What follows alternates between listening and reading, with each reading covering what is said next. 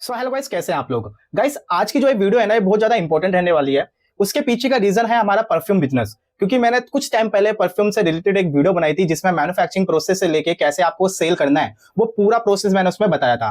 अब जब कस्टमर ने वो वीडियो देखा तो काफी सारे कस्टमरों की रिक्वायरमेंट थी, इंक्वायरी थी कि सर हमारा ऑलरेडी मैन्युफैक्चरिंग का बिजनेस है, हम लोग काफी बड़े लेवल पे मैन्युफैक्चरिंग कर रहे हैं, अपना ब्रांड चला रहे हैं, बट हम लोग सेल ग्रो नहीं कर पा रहे। तो कुछ ऐसी टिप्स आप बताओ या कुछ ऐसा तरीका बताओ जिसका यूज करके हम अपने परफ्यूम ब्रांड की या परफ्यूम बिजनेस की सेल को थोड़ा बढ़ा सके, सेल को थोड़ा इंक्रीज कर सके। तो मैंने आपके लिए इस वीडियो के अंदर कुछ टिप्स आपको मैं बताऊंगा जिनका यूज करके आप अपने परफ्यूम ब्रांड को बहुत बड़े लेवल पे लेके जा सकते हो, बहुत अच्छे लेवल पे आप सेल कर सकते हैं। सो गाइस, वीडियो में आगे बढ़ने से पहले मैं आपको एक छोटी सी इंफॉर्मेशन देना चाहता हूं कि अगर आपका खुद का कोई परफ्यूम ब्रांड या परफ्यूम का कोई बिजनेस है और आप इसको बहुत बड़े लेवल पे ग्रो करना चाहते हैं, तो इसके ऊपर हमने एक अलग से रिसर्च फाइल बना रखी है जो मैं आपको फ्री ऑफ कॉस्ट प्रोवाइड करके देने वाला हूं। एंड साथ ही साथ उस रिसर्च फाइल के अंदर आपके बिजनेस से रिलेटेड और साथ ही साथ कैसे आप इसको ग्रो कर सकते हैं, अपने परफ्यूम ब्रांड की सेल कैसे बढ़ा सकते हो, उन सभी की सारी टिप्स हमने उसमें लिखी है और वो एकदम फ्री है, तो वो मैं आपको प्रोवाइड करवाऊंगा। और अगर वो लिस्ट आपको चाहिए तो उसके लिए आपको ये वीडियो पूरा देखना पड़ेगा without any skip. And video के लास्ट में ये मेरी तरफ से आपको छोटा सा गिफ्ट होगा।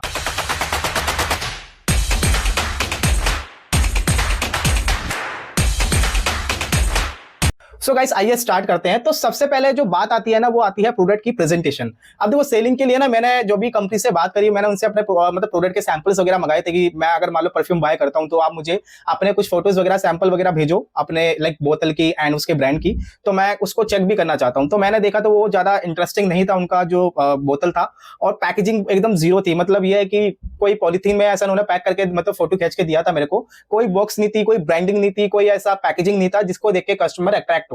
तो ये बहुत बड़ा लुफ्त पॉइंट था उनके लिए। मैंने ये चीज उनको बताई भी थी, तो उन्होंने चेंजेस वगैरह उसमें करे, काफी सारी मतलब पैकेजिंग चीजों को लेकर वो आए। देन जाके उन्होंने अपना ये थोड़ा बहुत स्टार्ट करा। अब देखो, हो सकता है कि आपको फालतू का खर्चा लगे कि यार मैं पैकिंग करूंगा, मैं फिर इसको लेवल में पैक करके फिर मैं बेचूंगा, देन मेरे को पता नहीं उस लेवल का प्रॉफिट होगा या नहीं होगा। लेकिन आप मेरे पे ट्रस्ट करना, अगर आप अपनी पैकेजिंग यूनिक रखोगे ना, खासकर परफ्यूम बिजनेस के अंदर, तो आपका प्रोडक्ट बहुत अच्छे लेवल पे सेल होगा। क्योंकि ये एक ऐसा प्रोडक्ट है ना जिसका मेनली देख के लोग परचेस करते हैं। अगर इसका फर्स्ट इंप्रेशन जो इसका सामने से इंटरफेस होता है वो अगर अच्छा हुआ तो काफी ज्यादा सेल आपकी बढ़ सकती है, काफी लोग आपके प्रोडक्ट को ट्राई कर सकते हैं। तो ये टिप भी आप यूज कर सकते हैं, जिसमें सिंपल से यही है कि आप थोड़ा बहुत पैकेजिंग पे फोकस करो, ब्रांडिंग पे फोकस करो, और इसका जितना ज्यादा अट्रैक्टिव आप पैकिंग कर सकते हो उतना ज्यादा आप पैकिंग करो। सेकंड नंबर पे आपको मल्टीपल जगह पे लिस्ट होना पड़ेगा।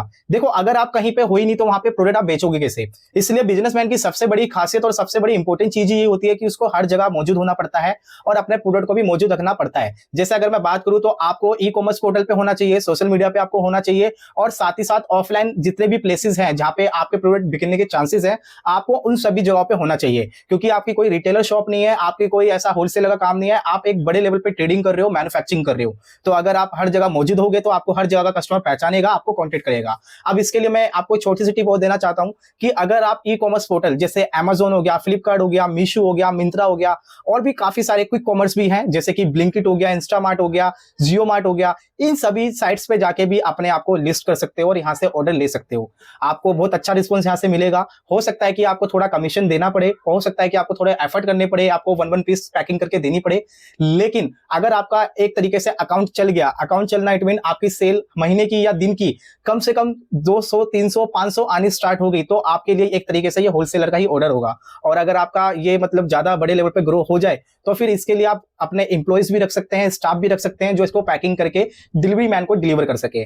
तो ये टिप भी बहुत यूनिक है, जिसके लिए मतलब काफी सारे लोग होते हैं जो अपना ऑफलाइन ही सेल करते हैं या वो होलसेलर मार्केट पे डिपेंड ही करते हैं। बट अब धीरे धीरे जो मैन्युफैक्चरर वो मैच्योर हो रहे हैं कि हाँ भाई, ऑनलाइन मार्केट के अंदर भी काफी बड़े लेवल का स्कोप है, तो अगर हम ऑनलाइन भी सेल करेंगे तो बहुत अच्छे लेवल का प्रॉफिट हो सकता है। तो ये चीज आप भी यूज कर सकते हो। सो गाइस, थर्ड नंबर पे जो टिप आती है वो आती है प्रमोशन और मार्केटिंग को लेके। अब देखिए, मार्केट के अंदर ना हर तरीके का काम होता है। अगर आपको पेड प्रमोशन करवाना है तो वो भी हो सकता है, अगर आपको फ्री में करवाना है तो वो भी हो सकता है, डिपेंड आप पे करता है। अगर मेरी लाइक चॉइस मानते हैं तो सबसे बेटर आपके लिए ऑर्गेनिक प्रमोशन ही होगा जो खुद से होता है, जिसमें आपको मार्केट में उतरना पड़ेगा, डेली बेसिस पे आपको रील्स अपलोड करनी पड़ेगी, वीडियोस अपलोड करनी पड़ेगी, कैसे आप मैन्युफैक्चरिंग कर रहे हैं, कैसे वो मैन्युफैक्चरिंग हो रहा है, उसकी पैकेजिंग से लेके उसके इंटरनल जो भी मैन्युफैक्चरिंग होती है चीजें, वो सारी कुछ आपको अपने वीडियोस में अपलोड करनी पड़ेगी। साथ ही साथ अपने टेस्टिमोनियल हो गए, अपने प्रोडक्ट की ब्रांडिंग हो गई, मार्केटिंग हो गई, और जो भी आप छोटे मोटे से लेके बड़े बड़े इन्फ्लुएंसर से प्रमोशन करवा रहे हो, उन सभी के साथ आपको कोलैबोरेशन करना पड़ेगा। और अगर आपको ज्यादा नहीं, भी रील से 10 से 12 हजार भी व्यूज आ रहे हैं, तो हो सकता है कि उसी रील के थ्रू आपको 100 से 200 ऑर्डर आ सके। और ये कोई बड़ी बात नहीं है, मैं एकदम मिनिमम नंबर बता रहा हूँ जो मार्केट में चलता है। तो इन सभी चीजों को यूज करके भी आप अपने प्रोडक्ट की सेलिंग बढ़ा सकते हो, इंक्रीज कर सकते हो। और बाकी तो मैं आपको रिसर्च फल में बताऊंगा ही। सो गाइस, फोर्थ नंबर पे आता है एक मेन पॉइंट जो सबसे ज्यादा यूज किया जाता है मार्केट में, कि अगर आप अपने प्रोडक्ट का जो रेट है वो लो रखोगे और क्वालिटी और पैकेजिंग जो रहती है वो ज्यादा अट्रैक्टिव और महंगी वाली रखोगे, तो आपका प्रोडक्ट बहुत ज्यादा इजीली मार्केट में सेल हो जाएगा, बहुत जल्दी सेल आपकी इंक्रीज हो जाएगी। अब बात क्या है कि आप अगर मार्केट के अंदर उतर रहे हो तो आपको प्राइसिंग पहले सेट करना पड़ेगा कंपनी या मार्केट के अकॉर्डिंग। आप कंपनी को अगर आप कॉपी करोगे, जो कॉम्पिटिटर ऑलरेडी बैठा है तो वो उसका खुद का रेट है, उसने मार्केट के अंदर पकड़ बना रखी है, तो हो सकता है कि जो रेट आप या जो प्रोडक्ट का आपका जो प्राइसिंग है वो 100 रुपए है और वो 200 में बेच रहा है, तो आप 200 में नहीं बेच सकते। आपका जो प्राइसिंग हो सकता है वो 150 हो सकता है, 120 हो सकता है, 130 हो सकता है, बट उससे ज्यादा का आप नहीं बेच सकते, बिकॉज आपकी मार्केट में पकड़ नहीं है। मार्केट में पकड़ बनाने के लिए वही चीज आपको अपनानी पड़ेगी जो हर कोई मैन्युफैक्चर अपनाता है। आपको रेट जो है वो थोड़ा लो रखना पड़ेगा, आपको चीप रेट में माल बेचना पड़ेगा, और क्वालिटी और पैकेजिंग बहुत ज्यादा अट्रैक्टिव और बहुत ज्यादा यूनिक देनी पड़ेगी, जिससे रिपीटेड कस्टमर आएगा, आपके प्रोडक्ट को यूज करेगा और धीरे धीरे उसको आपके प्रोडक्ट की जब आदत लगेगी तो आप 6 महीने बाद, साल भर बाद, 2 साल भर बाद अपना प्रोडक्ट का प्राइस भी इंक्रीज कर सकते हो। नेक्स्ट पॉइंट आता है अपना होलसेल का काम करना। अब देखो, होलसेल का काम 2 तरीके से होता है। अगर आप लोकल मार्केट में जा रहे हो तो बड़े बड़े जो होलसेलर है, रिटेलर है, डिस्ट्रीब्यूटर है, यहाँ तक कि जो कंपनी ट्रेडिंग का काम करती है, आप उन सभी को जाके अपना प्रोडक्ट सेल कर सकते हो। लेकिन वहां पे आपको उधारी पे माल देना पड़ सकता है, आपको क्रेडिट देना पड़ सकता है, या मान लो जो कंपनी आपसे रेट टू रेट माल ले भी रही है या जिसका मतलब उधारी नहीं चल पा रहा, तो वो आपसे कहीं ना कहीं बहुत कम प्राइस के अंदर, बहुत कम मार्जिन में आपसे माल परचेज करेगी। तो आप अगर B2B भी सोच रहे हो तो आपको इन सभी प्रॉब्लम का कहीं ना कहीं सामना करना पड़ेगा। और अगर आप ऑनलाइन की तरफ जाते हैं तो B2B ऑनलाइन भी होता है, जैसे indiamart.com, exportersindia.com, tradeindia.com, ये कुछ टॉप वेबसाइट हैं जो इंडिया के अंदर काफी ज्यादा पॉपुलर है। तो यहाँ पे भी जाके आप अपनी कंपनी को लिस्ट करके अपनी सेल बढ़ा सकते हो, जहां से आपको ऑल ओवर इंडिया में काफी अच्छे लेवल का रिजल्ट मिल सकता है। अगर आपको ऑल ओवर इंडिया लेवल पे अपना ब्रांड फैलाना है तो ये बहुत अच्छा तरीका है B2B साइट्स को यूज करना और अपने बिजनेस को पूरा ऑल ओवर इंडिया लेवल पे कवर अप करना। तो इन साइट्स का भी आप यूज कर सकते हैं। और यहाँ पे भी आपको सेम दिक्कत आ सकती है, लेकिन अगर आप अपने लोकल मार्केट से कंपेयर करोगे तो बहुत कम आएगी, क्योंकि फॉर एग्जांपल आप दिल्ली में बैठे हो और कस्टमर गुजरात में बैठा है, तो आप उस पर ट्रस्ट नहीं कर सकते और बायर भी आप पे जल्दी ट्रस्ट नहीं करेगा। बट अगर आप छोटे ऑर्डर से स्टार्ट करते हो और अपने डॉक्यूमेंट वगैरह सारा कुछ पार्टी को भेजते हो, तो हो सकता है कि वो आप पे ट्रस्ट करे और आपको एक अच्छे प्राइसिंग पे आपसे माल खरीदे। और उधारी की तो कोई बात ही नहीं हो सकती, क्योंकि वो अभी आपको जानता ही नहीं है। हम उधारी उसके साथ ही करते हैं जिनको हम जानते हैं, जिनसे हम नॉन होते हैं, बट वो अभी हमारे लिए अननोन है, तो इस रीजन से हम लोग उससे उधारी भी नहीं कर सकते। ऑनलाइन मार्केट का सबसे अच्छा फायदा यही होता है। नेक्स्ट पॉइंट आता है सबसे यूनिक पॉइंट, व्हाइट लेबलिंग करना। मार्केट के अंदर ये जो चीज है बहुत ज्यादा आज के टाइम पे होने लगी है, पहले नहीं होती थी, लेकिन जब से ये थोड़ा बहुत स्टार्टअप का बूम आया है या सोशल मीडिया को देख के लोग बिजनेस को खोलने के लिए, ओपन करने के लिए बहुत ज्यादा अपने आप को एक्साइटेड कर लेते हैं, तो इसलिए व्हाइट लेबलिंग का बूम आ गया। अब देखो, व्हाइट लेबलिंग का मतलब ये होता है कि अगर आप मैन्युफैक्चरिंग कर रहे हो प्रोडक्ट की, तो आपके पास एक लोकल ब्रांड या कोई पर्सन आपसे बोलेगा आकर कि भैया ये जो ब्रांड है, ये जो परफ्यूम है, आप ये मेरे को मैन्युफैक्चरिंग करके दो मेरे ब्रांड पे, और मैं आपको रेगुलर मंथली काफी अच्छे लेवल पे ऑर्डर दूंगा। अब एज अ मैन्युफैक्चर का माइंडसेट ये होता है कि यार मेरा माल निकलना चाहिए, मेरा प्रोडक्ट बिकना चाहिए, वो मुझे कोई मतलब नहीं है कि वो मेरा ब्रांड बेचे या अपना खुद का ब्रांड बेचे।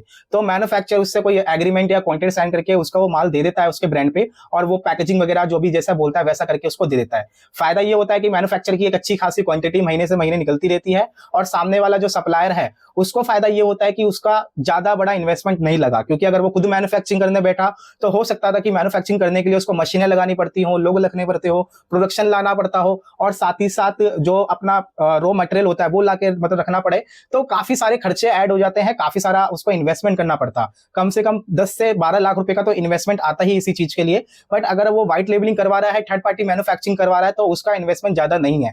जितना उसको ऑर्डर आएगा वो सामने वाले को उतना ही ऑर्डर बनाने के लिए बोलेगा, और उसी के हिसाब से ये साइकिल चलती रहेगी। इसमें मैन्युफैक्चर भी सेफ है, इसमें सप्लायर भी सेफ है। यहाँ पे बस जो दिक्कत में है वो कस्टमर है, क्योंकि अगर मैन्युफैक्चर ने प्रोडक्ट बनाने के लिए मना कर दिया तो जो कस्टमर है, कंज्यूमर है, उसका पैसा फंस जाएगा। लेकिन जो एज अ सप्लायर होता है उसके पास थोड़ा बहुत स्टॉक रखा होता है एडवांस में, जिससे वो रेगुलर उनको सप्लाई करता रहता है। तो ये जो तरीका है ये भी बहुत परफेक्ट है, बहुत ज्यादा यूनिक है और आज की डेट में बहुत ज्यादा यूज हो रहा है। नेक्स्ट पॉइंट आता है नेटवर्क बिल्ड करना। अब देखो, अगर आप B2B करो या B2C, अगर आपका प्रोडक्ट का खुद का कोई नेटवर्क नहीं है ना, तो आपका बिजनेस ज्यादा दिन नहीं चलने वाला।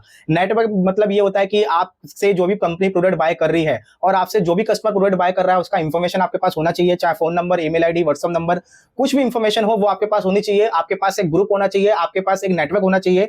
कम से कम महीने में अगर मैं बात करूं तो 100 से 200 नए नए कस्टमर को आपको B2C लाइन में कनेक्ट करना चाहिए। और अगर B2B की बात करूं तो 5 से 10 कस्टमर होलसेलर को आपको नए नए कंपनीज को माल बेचना चाहिए, जिससे आपका बहुत अच्छे लेवल पर नेटवर्क बन सकता है। और आप उन सभी पर्सन को, जो भी आपका नेटवर्क धीरे धीरे बनते जा रहे हैं, उनका पूरा डेटा आपको मेंटेन करने के लिए एक्सेल सीट भी बना सकते हैं। अगर आप नोटपैड वगैरह यूज करते हैं तो उसमें भी कर सकते हैं, जिससे वो लोग आपके टच में रहें। आप उनको व्हाट्सएप ग्रुप के थ्रू, व्हाट्सएप चैट के थ्रू, फेसबुक, इंस्टाग्राम के थ्रू भी रेगुलर बेसिस पे अपने प्रोडक्ट के बारे में अपडेट दे सकते हैं। और जो भी new new offers, new new deals आप निकाल रहे हो, उन सभी जानकारी को आप इजीली उन तक पहुंचा सकते हैं। तो ये भी बहुत अच्छा एज अ वे है बिजनेस को ग्रो करने का। सो गाइस, इन सभी टिप्स को यूज करके आप अपना परफ्यूम बिजनेस को ग्रो कर सकते हो। और अगर अभी भी कोई क्वारी, कोई क्वेश्चन आपके माइंड में है तो उसके लिए आप मुझे कमेंट कर सकते हो, उसका रिप्लाई मैं आपको 100% दूंगा, अगर क्वेश्चन जेन्युइन हुआ। एंड साथ ही साथ अगर आपको जो रिसर्च फाइल के बारे में मैंने स्टार्टिंग में बताया था वो रिसर्च फाइल चाहिए, तो डिस्क्रिप्शन के अंदर मेरा व्हाट्सएप नंबर है, आप मुझे वहां पे अप्रोच कर सकते हैं। और जो भी रिसर्च फाइल हम लोगों ने रेडी करी है आपको देने के लिए, चाहे वो बिजनेस ग्रोथ से रिलेटेड हो या प्रोडक्ट ओपन करने से लेके, वो सारी चीजें मैं आपकी कंपनी को प्रोवाइड करवा दूंगा। लेकिन मैसेज करने के दौरान आप मुझे वो प्रोडक्ट का नेम डाल दीजिएगा, जिससे मेरे को समझ में आ जाए कि आपको कौन सी रिसर्च फाइल चाहिए। तो अगर वीडियो अच्छी लगी हो तो वीडियो को लाइक करें, मेरे चैनल को सब्सक्राइब करें। अभी के लिए थैंक यू सो मच।